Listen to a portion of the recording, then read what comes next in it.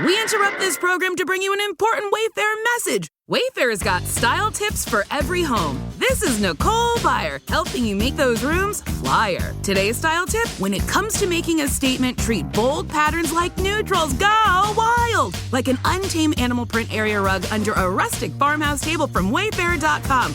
Ooh, fierce! This has been your Wayfair style tip to keep those interiors superior. Wayfair, every style, every home. You want to get smart on what's important, and you want to get there efficiently.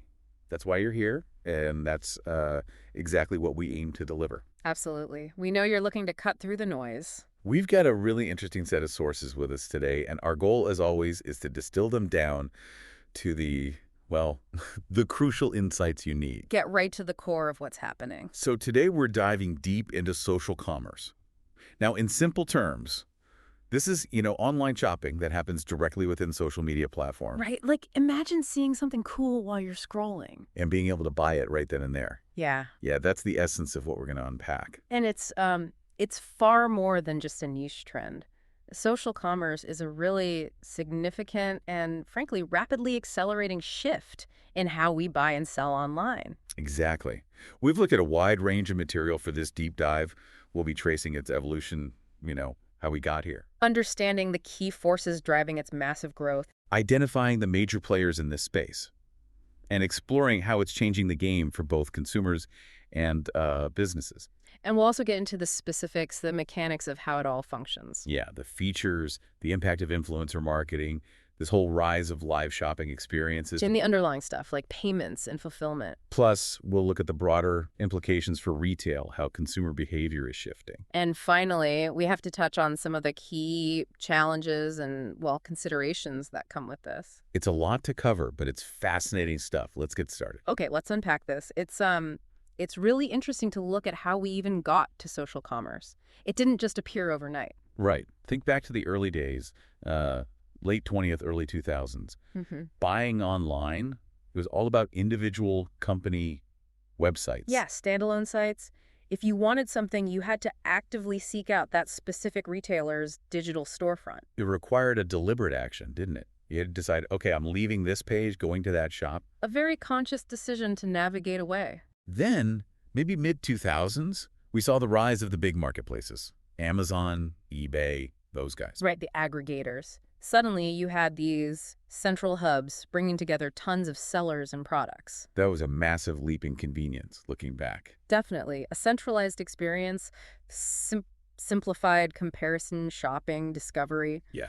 But still, you were in a dedicated shopping environment. Exactly. And then, late 2000s onwards, social media just exploded. Businesses quickly saw the potential, but mainly for marketing, right? Yeah, getting the word out, trying to drive traffic, but driving it off the platform, back to their own websites. Social media was initially just that, a marketing channel.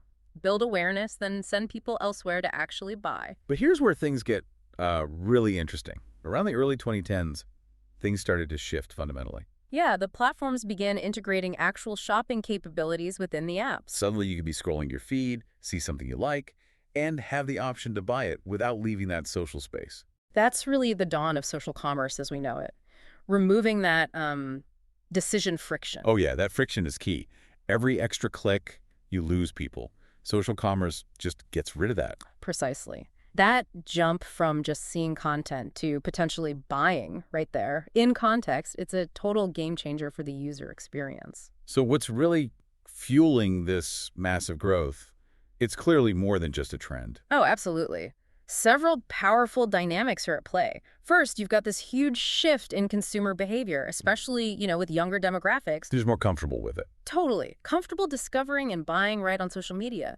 They're influenced by creators, by their friends. It's like your trusted circle is almost curating your shopping list. Exactly that. And second, it's just the seamless user experience. The pure convenience of buying within the apps we already spend hours on. It cuts out so many steps. No switching apps, remembering logins. Reduces that friction we mentioned. Huge draw. Anything that makes life easier, right? What else? Enhanced discovery. Social platforms are amazing at showing you stuff you didn't even know you wanted. Yeah. Through visuals, influencers, what your friends like. They're incredibly powerful product discovery engines now. I can definitely relate. Scrolling, then suddenly, Oh, wow, what's that? And you can't ignore the power of social influence itself. Recommendations from trusted sources, whether it's a big influencer or just a friend in a group. Those carry a lot of weight. Huge weight. It's like word of mouth, but amplified massively. Word of mouth on steroids. Pretty much. Then layer on the dominance of mobile. We live on our phones. Right. And social commerce is inherently mobile first. It aligns perfectly with how we use the internet now. That makes sense. Does that naturally favor the mobile-first platforms, maybe leaving desktop-heavy ones behind a bit in this area? That's a really interesting point. It probably does give them an edge, yeah. Okay, and the platforms themselves. They're actively pushing it, investing heavily, developing these shopping features because they see the enormous potential. So who are the main players? Which platforms are really driving this? It's pretty diverse. TikTok, for instance, has become a huge force. Yeah, TikTok's impact feels massive and quite sudden. That short-form video format, the creator ecosystem, it drives discovery and sales through viral trends like almost nothing else. Yeah, TikTok. Who else? Then you've got Instagram, always visual, right? With a really established influencer community. Makes sense. They've rolled out Instagram shops, product tagging in posts, even in-app checkout. Very direct path to purchase. Yeah, Instagram feels like such a natural fit for showing off products. Absolutely. And then there's the giant Facebook, still the largest platform globally. Right. They have Marketplace for peer-to-peer, Facebook shops for businesses, and they're integrating more with e-commerce platforms too. So if you're using Shopify already, you can link it up easily. Exactly. Creates a more unified channel for businesses with an existing online store. Smart. What about YouTube? YouTube's getting bigger in this space too. They're adding shopping features into creator videos, live streams. Because if you watch a review... You might want to buy it right then. Makes perfect sense. Totally. And we can't forget Pinterest. It's basically a visual discovery engine. People often go there intending to find things to buy. Like a visual wish list that you can shop from directly. Exactly. Saving, discovering, purchasing. It's a natural flow there. Okay. And are there others? Smaller players? Yeah, definitely. Emerging platforms, niche communities. They're all exploring their own angles on social commerce, often for very specific interests. So lots of activity. Now, from our side, as consumers, what are the big wins? Well, the biggest is probably that seamless purchase. See it, like it, buy it, all without leaving the app. The convenience is hard to beat. No more clicking away, getting lost, maybe giving up. And discovery. Enhanced product discovery for sure. Yeah. The algorithms, the influencer content, they expose you to stuff you might never find through a normal search. Like finding hidden gems while scrolling. Yeah. And then there's the social validation, the trust factor. Seeing someone you follow recommend something or seeing good comments. That social proof really matters. It absolutely does. Plus, you're getting more interactive experiences now. Like live shopping. Exactly. Live shopping events make it much more engaging than just staring at a product page. It's like QVC, but, interactive and with creators you like. Right. And personalized recommendations, too. Yeah. The platforms use data, which raises privacy questions, of course, but it means they can show you stuff you're more likely to be interested in. Okay, so clear benefits for us. What about businesses? What's the imperative for them? Oh, huge opportunities. First, direct sales channels. They can reach consumers right where they hang out online. Potentially cutting out the need for a big, expensive website, Right. especially for smaller players. Exactly. Lower overhead, direct access, that's a big deal. Okay. And the targeting for ads. Social media platforms offer incredibly precise targeting. Businesses can reach very specific customer segments. That level of precision must be a game changer for marketing spend. It really is. Plus, it's a chance to build actual brand communities. How so? Through direct interaction, you can chat with customers, answer questions, build loyalty in a way that's harder with traditional e-commerce. It's more personal. More conversational. Right. And we've mentioned influencers leveraging influencer marketing is massive for businesses. Partnering with creators. Taps into their engaged audience immediately. Exactly. A pre-built community of potential buyers. Makes sense. And finally, that real-time engagement gives businesses instant feedback. They can answer queries on the spot, gather insights. That feedback loop must be incredibly valuable for improving products, service. Absolutely. So, okay, that's the why. Let's dig into the how, the actual nuts and bolts. All right, the mechanics. What are these native shopping features exactly? These are the tools the platforms build right in, like product catalogs and shops. Businesses set up virtual storefronts on their profiles. So like a mini website right there on Instagram or Facebook. Basically, yeah. with descriptions, pictures, prices. Then there's product tagging. Tagging items in photos or videos? Right. See some shoes in a post, tap the tag, get info, maybe a link to buy. Super easy to go from seeing to buying. Smooths out that journey. And the real friction killer is in-app checkout. More platforms are letting you pay without ever leaving the app. Wow. Using saved payment info like Apple Pay or something right in the social app? Exactly. That's the ultimate convenience. Plus, you see obvious buy now buttons, direct links, Makes it very clear what to do. and then more interactive stuff. Shopping stickers and stories, polls about products, even AR filters. Ah, yes, the augmented reality try-ons. Seeing how glasses look on your face. Pretty cool, right? Adds a whole new layer of engagement, helps you visualize. Definitely. Okay, so beyond native features, influencers are key. How do they actually drive sales?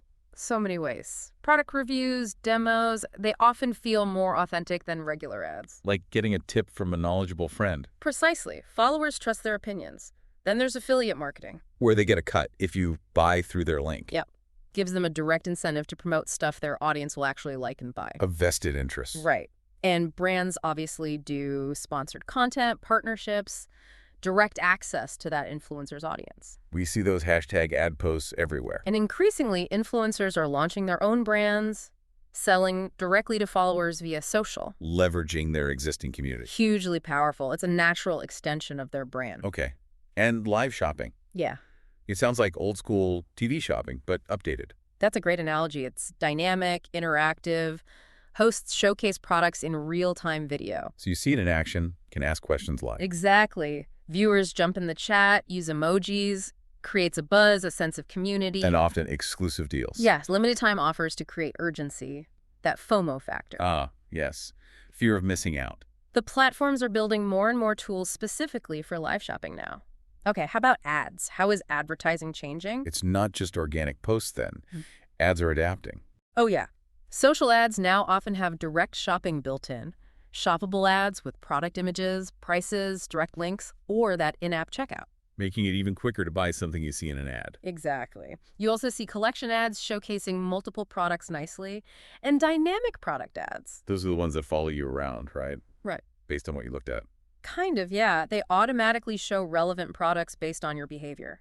Highly personalized retargeting, but smoother within the social feed. Retargeting on steroids, basically. Pretty much. And even AR try-on ads now.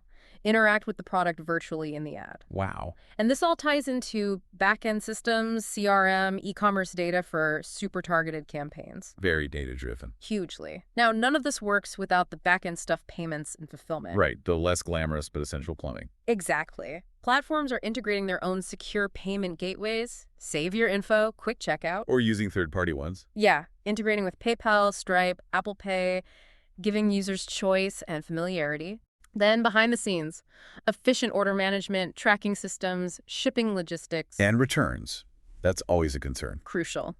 Clear, transparent return and refund policies are vital for trust. People need to know they're not stuck if something's wrong. Absolutely. And obviously, robust security, fraud prevention, protecting user data, ensuring safe transactions. All these pieces have to work together seamlessly. Lots of moving parts to make it feel smooth. Precisely. Okay, stepping back.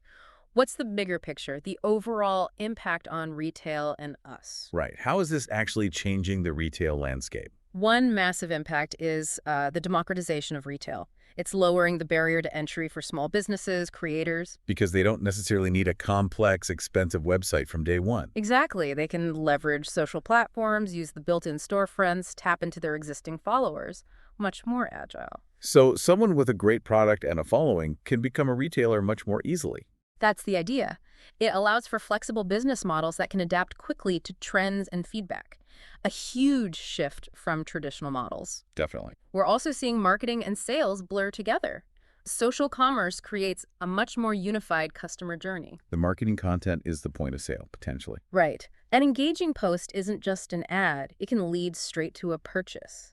Less friction. More immediate. It's contextual commerce offers presented right within your social flow. Ad personalization based on data, real-time engagement. It all drives conversions. Makes sense. And how is it changing the way we actually shop? Our behavior. We're seeing a big rise in visual and experiential shopping. It's all about great images, short videos, live streams. Video discovery seems huge now. More engaging than static photos. Totally. Influencer demos feel more authentic. AR try-ons add that immersive element. User-generated content photos from other customers is powerful social proof. And interactive formats like quizzes make it feel less like browsing, more like engaging. More entertainment, less chore. Exactly. And maybe the most fundamental shift, the power of community and social influence on what we buy. Buying is becoming more communal. Yeah. Recommendations from friends on social media carry real weight, like a digital version of, hey, you should try this. Right. That trusted recommendation. Influencer endorsements, brand advocates, online communities discussing products, user reviews right there in the feed. It all shapes decisions. And that FOMO effect again. Drives impulse buys from viral trends, limited offers.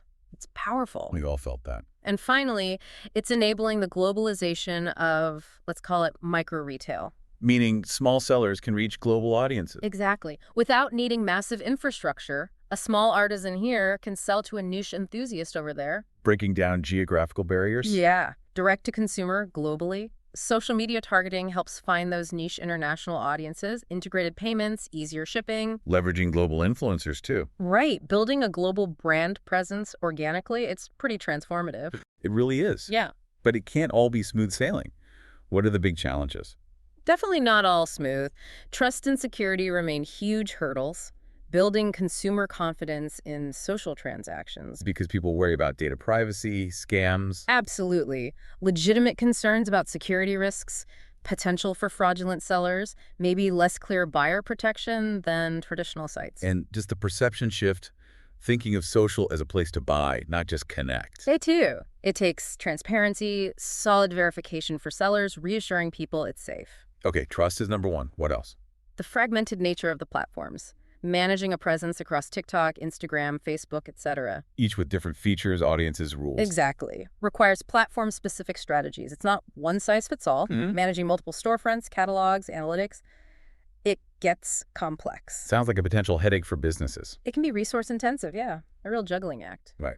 Fragmentation. Next. Algorithm dependency. This is a big one. Businesses and creators are subject to unpredictable algorithm changes. Your visibility, your reach. It can change overnight. Exactly. You can pour effort into content, listings, and then poof, an algorithm shift buries it. Leads to that pay-to-play pressure. Feeling like you have to run ads just to be seen. Right.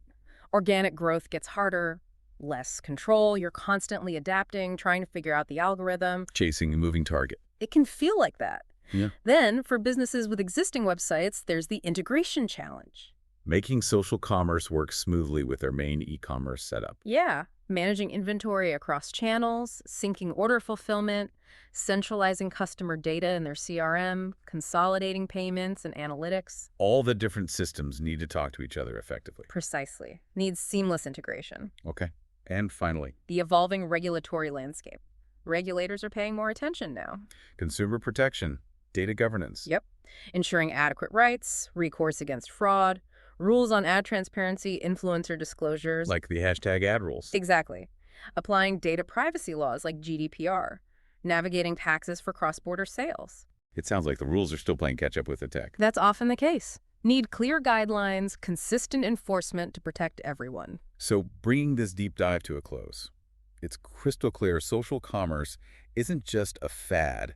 It's a major force reshaping how we buy and sell online. Absolutely. We've seen how it evolved, driven by consumer shifts, convenience, social influence. We identified the key platforms leading the charge. And looked at the impact benefits for consumers like ease and discovery, and for businesses, direct channels, and targeted reach. We got into the mechanics too, the native features, the huge role of influencers, live shopping, shoppable ads, and the crucial payment and fulfillment backend. And the bigger effects. Democratizing retail, blurring marketing and sales, the rise of visual and community-driven shopping, even global micro-retail. But as we just discussed, it's not without significant challenges. Trust, fragmentation, algorithms, integration, and the evolving regulations are all major factors. It really is a transformative time for retail. As we watch this unfold, it makes you think, doesn't it? How might this change your own shopping habits? Yeah. Which platforms draw you in the most? What features do you actually use or find compelling? Or, if you're running a business, how could you strategically use these trends? It's definitely a dynamic space. We encourage you to keep exploring, stay curious, maybe even try some of these experiences out. Thanks for taking this deep dive with us today.